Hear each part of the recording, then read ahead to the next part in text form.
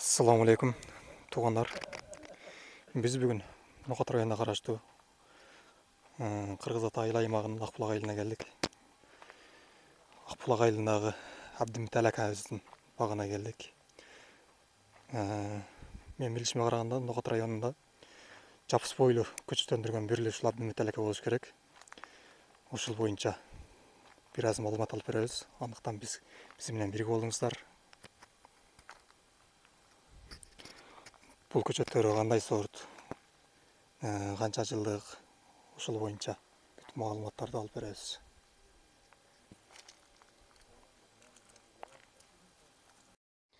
Бул жагына болсо кактарды баштап коюптур. Нокатта биринчилерден болуп алма какты кескен ушул акабыз болот. Биз дагы ушулдан үйлүк алып анан кийин жасатканбыз. Ушул аканын жасаганын көрүп. Бұл жерде екі түрді алма кесе тұрғаны бар екен. Оның өзгөчөлүгү бұл жерге мық даярдап коюп тур. Алманы мыкка сайып, эки жагы кашпаш алма кетпеш үчүн.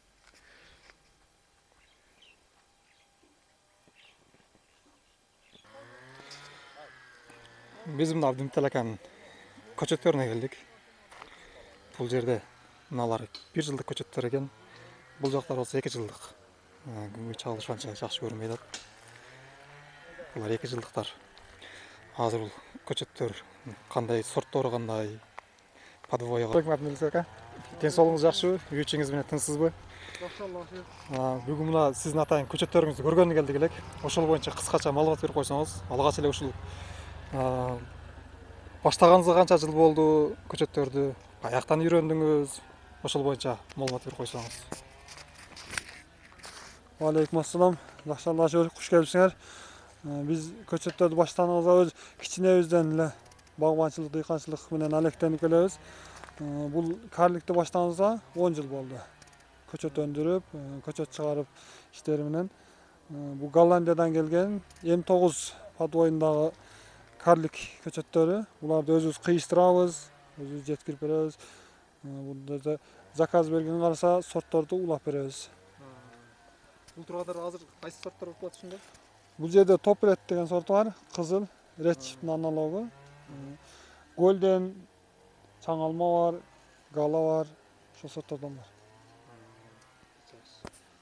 Булардан түшүм алдыңызбы? Ушулга чейин алдыңызбы? Базарга өтүмдүүлүгү кандай? Ошол боюнча дагы айтып койсоңуз. Биз эми Голландиядан 5 сортун алып келдиргенбиз. Ошол 5 сорттун ичинен эң базарга өтүмдүүлүгү, биздин өзүбүздүн базарга өтүмдүүлүгү 2 сорт болуп чыкты. Топ-ред менен Голден Delicious. Экөөнүн основной экөөнүн көбөйтөбүз. Базарга өтүмдүүлүгү өтө сонун, жакшы. Биз ушул убакка чейин түшүмдү алып келебиз. Буларды кышкыга сактап сатканга да болобу же сразу сатыш керекпи? Үзүп эле Кышкы сакталуучу түшүмдөр. сактап дагы көрдүңүз. Ооба, сакталат. Мурда сактачу элек. Азыр эми өздөрү терип алганга сатып атабыз акыркы жылдары. Булар канча жылдыктар ушунда? Бул 2 жылдык көчөттөр, уланганына 2 жыл болгон. Карликовый. Карликовый, бизде бардыгы М9 тамында. Башка 1 жылдыгы бар, 2 жылдык. Ошо 2 жылдан сатылат. Негизи 1 жылдык, 2 жылдык көчөттөр сатылат бардыгы. Булар мөмө түйгөнгө даяр. Бакалса барганда гүлдөйт, аралап мөмө алып берет.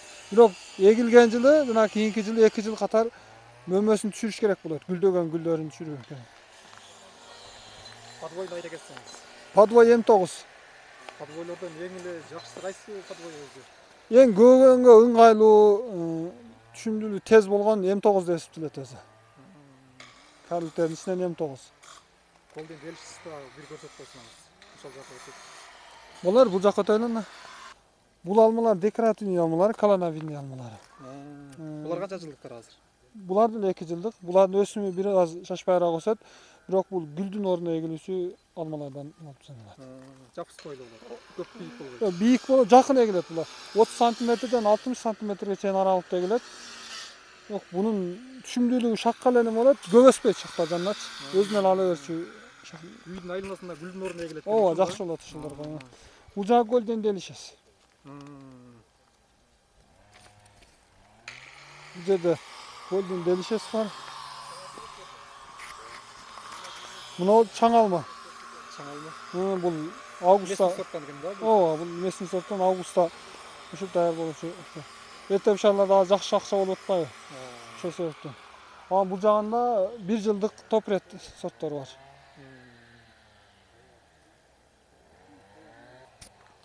Эми булардын баларына дагы айтып койсоңуз, кызыккандар сурап алышат да. Мына 2 жылдыктарыңыз канча, 1 жылдыктарыңыз канча балары? Айырмасы да аз эле, эсеби жок. 220дан болуп атат. 1 жылдыктан ооба. Көбүрөөк алса 1 жылдыктан бир аз түшүп беребиз. 2 жылдык болушпайсыз. Эме аралыгын канчадан эгиш керек? Бул аралыктары 3 метрге, палдын аралыгы 3 метр болот. Алманын ректан аралыгында 1 метрден эгилет. Өзү карликтики 60 сантиметрден 1 метрге чейинки аралык. Биз өзүбүз 3 метрге 80 сантиметрден эгип атабыз. Бул канча жылдан баштап мөмө өрүп баштаган? Бул эми мына жана көрсөткөндөй эле бул гүлдөй турган бүчүрлөр болот. Барган жылы гүлдөйт, тиккен жылы гүлдөйт. Бирок эгилген жылы андан кийинки 2 жыл мөмөсүн түшүрүп коюш керек. Гүлдөгөн убакта гүлдөрүн түшүрүп коюш керек. Көчөт өзүнө келип алыш. Ооба. Ал себептен көчөттөр жакшы шактар өсүш керек, формага келтирип алыш керек. 3-жылдан алып баштаса болот мөмөгө. Канча жылга чейин жашайт, ошону айтсаңыз. Кайсы жылдары ошо? Бул эми алма баары бирдей эле 30 жыл орто эсепте. Алманы эсептөөлү ооба. Бул анан шактарын кыскартып, жашартып, шактарын болгонбосо Бароодон болот экен да? Бароодон болот. Буларга да жакшылап бересиз болобу, болбойбу? Болот. Жакшы болот. Бул өзү обрезканы жакшы көрөт, калта кыркканды, высокорослый караганда. Себеби бул канчалык кырса, шактын түбүнө алып, түшүмдүүлүгү жогорулайт да. Бул анан 80 сантиметр же 1 метр аралыкта эгилгендиктен түшүмдүүлүк мөмөлөрдүн формасы чоң болот. Калыбыр. Туугандар, эми биз ошол мына Golden Delicious топ-ред сортундагы алмалардын мөмөсү кандай болот?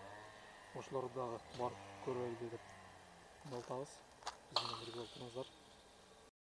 Туугандар, биз мына Абдимтел акабыздын Golden Delicious багына келдик. Абдимтел ага, айтсаңыз, эми бул жанагы көчөттөрүңүз ушундай чыгышында кепилдик бере аласызбы? Айтайын дегеним, азыркы учурда бул көчөттүн күйгөндөрү аябай көп. Ошолордун арасында мен дагы бармын да. Кыргызстандын көчөтүн алабыз. Кирип сонда бергендер бүт баары эле жанатан чыгат. Мага окшоп күйгөндөр дагы көп болсо керек. Ошого кепилдик бере аласызбы көчөткө? Бул азыркы замандын талабы карлик, полукарлик деп айтылып атат. М9, 106 деген тамырлар. Мунун бир өзгөчөлүгү бар. Кайсыл шактан алып бүчүрдөн уласа, ошону чыгарып берет деген жери бар да, өзгөртпөй. М9. М9. Мисалы азыр Golden Delicious'ын шагынан алып барып уласак, Golden Delicious чыгат. Топ-редден алып барып уласак, топ-ред чыгат. Ошол биздин кепилдигибиз. Азыр ошондо бул Золотой Гриндин жаңыртылган сорту болот экен. Ооба. Бул апиленияга иштейт көбүнчө. Мына көчөт. Азыр топ-ред сортторуна, башка сорттор бар. Башка сортторго да апиления кылса боло берет. Азыр мисалы үчүн биз топ-ред сортундагы көчөт ала турган болсок, муну сөзсүз кошуп алышыбыз керек экен. Ооба, арасына кошулуп тигилет. 10 тага 1 үчтүк канча? 10 үчтүккө 1 үчтүк кошулуп тигилет. Анан болбосо жер чоң болсо 7 рядка, 5 рядка бир катардан да эгиле турган варианттар бар. Ар кандай жолдобус менен. Эми топ-ред сортуңузду бир көрсөтсөңүз. Бул Голландиядан келген көчөттөрүбүз мына ушулар. Буларды биринчи шпалер коюлган эмес, бирок мөмө үчүн эмес, биз буну шак үчүн бакканбыз. Ар кандай пикирлер келтириши мүмкүн, формага келтирбептир, обрезка жакшы болбоптур деген маселелер болуп калышы мүмкүн. Булардан биз шак алыш үчүн маточный багыбыз болгон бул. Бул деле өзү карлик сортундагы. Карлик сортундагы. Пол карлик эмес, бирок Жок, карлик деп отур да бул. Бул көп кырканыбыз, мөмө алдырган эмеспиз. Мөмөлөрүн суюлтуп турганбыз убагында. 3 жылга чейин мөмө алдырган эмеспиз, гүлдөрүн түшүрүп. Бизге шактар жакшы өсүп, бүчүр алуу максатында бул жерде эгилген топ-ред сортундагы алмалар. Бул жагы жана тартып кеткен Golden. Эми кандай ойлойсуз эми? Бул шпалер тартпай ушунда калганыбыз оң бекен же шпалер тартканыбыз оңбу? Кайсыда түшүм көбүрөөк болот экен? М9га сөзсүз түрдө шпалер тартыш керек. Түшүмдүүлүгү тез болот сонда. Мисалы мөмөсү көп болуп тур да. Бул эми көп болгону менен көп убакытты талап кылат.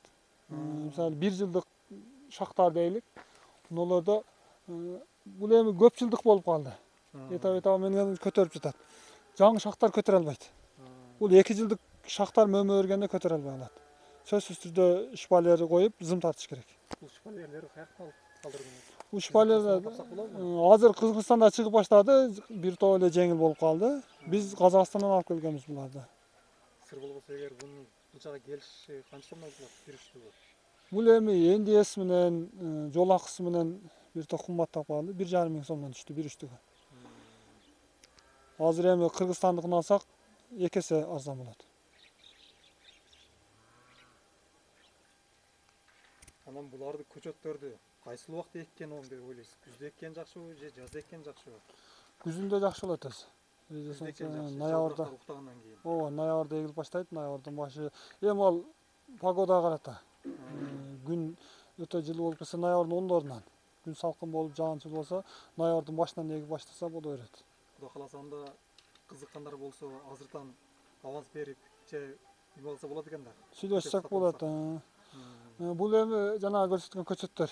Мына шпалерди отургузуп, зымдар тартылган, булар зымга байланып, мына ушул өзү ушундай болуп обрезка болуп байланат. Зым койгон зымдарды тарткандан кийин обрезка кылуу да өтө жеңил болот. Бул эми зымды кеч жакында тартканда эме болгон, утуру байлап кетсе шахтарга. Мына өзүнүн кембрик деген резинкасы болот. Атайын өзүнүн бул калбайт, бул убактысы келгенде өзү үзүлүп кетет деген жери бар. Өсүп барып. Буларды байлап койсо обрезка да мындан келди жеңил болот. Баш катыра турган деле көп иши жок. Бул жана айтылып кеткендей шпалер койсо болобу болбойбу деген бул өтө көп суроо келет. Буларга далил мына шак өзүн көтөрө албай турат. Ошол себептен бул зымда болгондо жакшы турат эле. Мына байлангандыгы үчүн жакшы эме болот.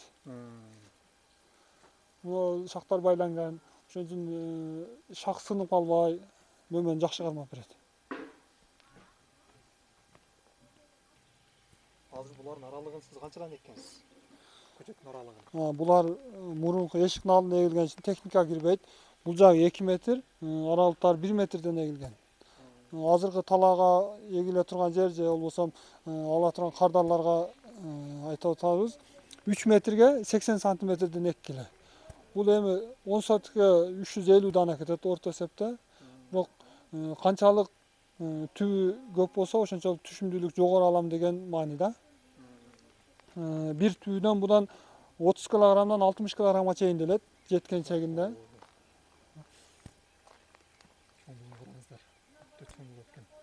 Мен бул топресс сортту сизден угуп атам да биринчи жолу. Буга чейин өзүбүздүн мына жергиликтүү базарга чыкканбы бул сорттор? Бул эми топресс сорт деп интернетте бул ургаланып кеткен. Топресс деп башка алмаларда топресс деп жазылып калган. Бирок именно бизге Голландиядан келгендиги үчүн топресс тууру топресс келген. Бул редчифтин аналогу мындайча айтканыбызда. Бирок калибринен айырма кылат. Редчифтин калибри бир аз кичинекей болот. 230-250 грамм делет да стандарт. Бунуку 250ден 280ге деп жазылат. Ого караганда калибри чоңураак. Азыр көчөт алып келели деселер бүт эле Европадан башка мамлекеттерден келет, бирок көчөттүн баалары өтө кымбат келет. Быйылкы жылды эле айта турган болсок, жазда өзүңүз деле көрдүңүз, бир көчөт $4 келди. $4 биз үчүн аябай кымбатыраак болуп калат да. Анан сиздин көчөттөрүңүз бир аз арзандыраак экен да, аларга салыштырмалуу. Анан мен айтат элем, көрүүчүлөргө дагы кеңеш берет элем. Ушу өзүбүздүн местный көчөттөрдөн алсак, өзүбүздүн жергиликтүү ушундай көчөт өндүргөн акабизди колдосок, башка жак Европа деп эле. Бул деле Европадан калышпайт экен да. Бул эми М9 тамырды деп коелу. Бул кайсы жерде өндүрүлбөсүн? Кыргызстанда өндүрөбүзбү? Түркияда өндүрүлөбү? Сербиядабы? Кытайда өндүрүлөбү? М9 боюнча өзүнүн генин бербей келет. 106 эгилген болсо 106 да ошондой өзүнүн генинде болот. Ошон үчүн эч Кыргызстандыкы экен, же болбосо Түркияныкы экен, же Сербияныкы жакшы экен деген бул жерде жок көчөт тандоодочу. Негизги сортту тандоо болот. Ondan köçöttün bir ele bu жерде маселе бар, көчөт тандоо кымбат болуп атат көчөт бизде дегенчи. Анда өзү кызыккан адамдар болот. Кээ биркилерге чындыгында кызыгып келген болсо көчөт өндүрүүнү да үйрөтөбүз дегенде. Сиз аны да үйрөтөсүз. Ооба. Эми 9 тамырды кантип көбөйтөт, кантип көчөт кылат, бардыгын үйрөтүп берүүгө да даярбыз. Дагы сиз өзүңүз өндүрөсүз. Ооба. Убагында Голландиядан алып келгенбиз. Эми 90. Азыр өзүбүз көбөйтүп өзүбүз жеткиребиз бардыгын. Ал подвойларда сатылабы же сатылбайбы алар? Подвойлар да сатылат алар. Бүт барышы М9. М9 ооба. Башка подвойлор жок. Жок, бизде жалаң М9 менен алма гана өндүрүп чыгабыз көчөт. Башка көчөттөр, башка тамырлар жок. Себеби бир жаңсыз иш кылган жакшы да. Минеке туугандар, өзүңүздөр деле уктуңуздар. Эгер кызыккандар болсо келип көрүп, көчөт өндүргөндү кандай болот, ошолорун да көрүп кетсеңиздер болот экен. Подвойду кантип өндүрөт, аны деле үйрөтүп берем деп атат Азамат ака. Өзү негизи ушундай болуш керек. Сиз азыр көчөт өндүргөндү да үйрөтөм деп атасыз. Сиз өзүңүзгө конкурент болот деп коркпойсузбу? Жок. Конкурент Бул эми рызкыны менин көчөттөрүм анча кетпей калат деп. Рызкыны Алла берет биринчиден. Анан экинчиден бири-бириңе шерик болуп атанталашып иштеген өтө сонун болот. Анан кайсыл убакка чейин чет элге акча беришибиз керек. Өзүбүзгө калыш керек. Бул көчөт өндүргөндө өзү үй бүлөлүк жумушчу пайда болот биринчиден. Үй бүлөбүзгө киреше болот. Эми ар бир Кыргызстандык өзүнчө өнүксө, бул эми атанталаштык дегенде эле болбойт. Себеби көчөттү апарышты эле канчалык көчөт көп болсо, өзүбүздөн чыкса, канчалык мөмө көп болсо, калибр чыкса, клиент чогуу карата жакшы болот. Алманы да жакшы сатабыз, көчөттөрдү да жакшы сатабыз дегендей. Жакшы туугандар, мен ушул Абдин Телекадан көчөт алышыңыздарды кеңеш берет элем. Себеби бул биздин өзүбүздүн аба ырайга да ыңгайлуу болуп калган да. Азыр Европадан келе турганбыз, ал жактар аба ырайы бизге салыштырмалуу суук болушу мүмкүн. Мына биздин Ноокат жергесинде аба ырайы башкага салыштырмалуу бир аз суугураак. Көчөт ал жактан келгенден кийин аба ырайыны көрүнүшү да бир аз кыйыныраак болушу мүмкүн. Ооба. Ошого ушул жерден алсаңыздар, келбейсиздер деп айтат элем. Дагы элдерде бир көптөгөн суроо болуп кетет, опиление боюнчачы. Опиление мен убагында экпей калган экенмин, кандай болот деген суроолор болуп кетет. Олорго биз мынантип кеңеш берет эле, улап койсо болот шактарыначы. Мына ушу топ-ред сортундагы эле алмага бир шагана голден делишеси улап койгонбуз. Опиление катары. Ооба. Бул канча жылдык шак болуп калды ошондо? Шак кайсыл? Бул 2 жылдык шактар. 2 жылда ушунча. Бул көчөттөр 4 жылдык көчөттөр негизи баары. Буну улаганыбызга 2 жыл болду. 2 жылдык шак мөмө алып, көрүп турасыздар өзүңүздөр. Мына жана айткан подвойлорубузду дагы көрсөк, ошол жагыңызга да үйрөтүп көрсөк. Эми карликтин эң бир секрети ушуда. Бизде көптөн келген мына Европаныкы, Кыргызстандыкы кандай болот, Сербияныкы кандай болот, Түркияныкы кандай болот деген адамдарга мына ушул жооп катары. М9 подвой дегени ушул көбөйтө турган матчный жерибиз ушул. Эрежеси ушул. Ар кандай жолдору бар. Бир кыскача айтып кетсек деле болот. Булар шактардан ушундай күчтүү болот, мына көбөйтүлгөндөр баары. Азыр муналар ар бири ошондо бирден подвой болуп калабы? Ооба, ар бири бирден подвой болот. Баары өзүнчө бир подвой. Ооба. Булар баары бирдей жулунуп бөлөктөп эгилет талага. Ал жерде кыйыштырылат. Буну талага эгилген жылы эле кыйыштырылабы же бир жыл күтүш керекпи буну? Жазындасы эгилет, август айында кыйыштырылат. Көчөттөр негизинен август айында кыйыштырылат. Себеби көп көчөттүүнү жазында улап жеткириш кыйын. Август айында салкын болгондуктан көктөп кетиши да өтө сонун болот. Минеке туугандар, эң главный ушул экен, подвойлор ушулар. Кызыккандар үчүн бул подвойлор да сатылат дейт. Эң жакшы подвойлор ушулар, М9. Анан эсиңизде болсо мен кеше алма тере турган сумканы чыгардым эле. Ошол алма терген сумканы дагы ушул акебиз жасап берген мага.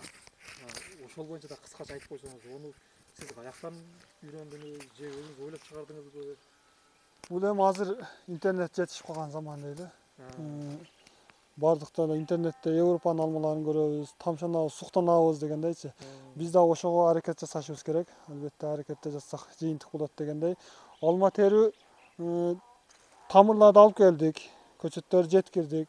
Мындан кийин алмаларды эктик эле, мөмө алды. Буну терүү керек. Маселе терүүдө. Терүүнү кандай кылыш керек? Убакытты үнөмдөш керек биринчи жолу. Чакаларга терип, аны кайра жашка салганда кол менен салып удар болбосун деп убакытты көп талап кылгандыктан терүүнү ойлодук. Жеңил болуш үчүн. Ойлоп интернеттен көргөнүбүздү карата жасадык. Жакшы жыйынтык берди. Убакыт өтө үнөмдөйт. Бул аябай үйрөндү экен, мага аябай жакты да. Анан комментарийде бирөөсү жазып кетиптир. Бул сумка менен карлик алмалары тиреңе болбойт деп. Буга кандай дейсиз сен? Эми ол колдонуп көрдү дегендей да. Бизде биринчи өзүбүз таалык маалымат алып эле жыйынтык чыгара берчү жерибиз бар. Бул инсан да ошондой кездешет. Кемчилигин издеме. Бул эми кимге болот, ким көңүлүнө туткандара ушу менен терсе болот. Анан кандай десем, жумурткадан кырыс дегендей эле нерсе да буларчы. Болот болбойт дегенчи. Анан асылында көрсөтпөй болсун деп бирөө жазган экен эле. Ошону да бир көрсөтүп койсоңуз жакшы болот. Болот, жасалышын, асууларын. Эмне болгондар? Бул жанагы жасалганбы же былтыркылар алганбы? бул өзүмө жасалган, мурунку жылы жасаганым булар. Азыр биринчилерден жасалган. Азыркыларды материалы базардан алып келип атабыз. Чатырдан. Бул жерлерине мочалка жанагыны койдук. Дени кожа менен. Себеби ол сууда да эч нерсе болбош керек. Буну мында кирес кылып кармайбыз. Буну колду өткөрөбүз. Буну баштан өткөрүп алабыз. Буну өзү тура берет. Bunun özü, mына жерде размер бар, чоңойтуп кичинертүүчү. Астырака, үстүрака кылып койсо болот. Адам өзүнүн размерине карата. Мунун астында мындай жиптер тигилген. Бул жагы ачык, бүт баары ачык. Каптын этек жагы да тигилбегендей да. Буну асып койсок, мына асты көтөрүлгөндүгү үчүн алма удар болбой түшөт буга. Жеңил түшөт. Жеңил салынат. Толгондон кийин бир аз пастап калат. Ошо. Бул да алма удар болбош үчүн бул размер тигилет. Алмага мындай күч келбеш үчүн, закка жебеш үчүн.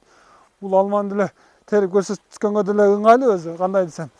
Бул карлик болобу, полу карлик кайсы бирине болсо дагы, мисалы чакка кармаганда бир кол кармап туруш керек же илиш керек болот. Бул өзү эле ачылып тура берет. Эки колдоп териле берет. Убакыт өтө үнөмдөйт. Биринчи тергенде үнөмдөйт, экинчиси төккөндө үнөмдүү болот да.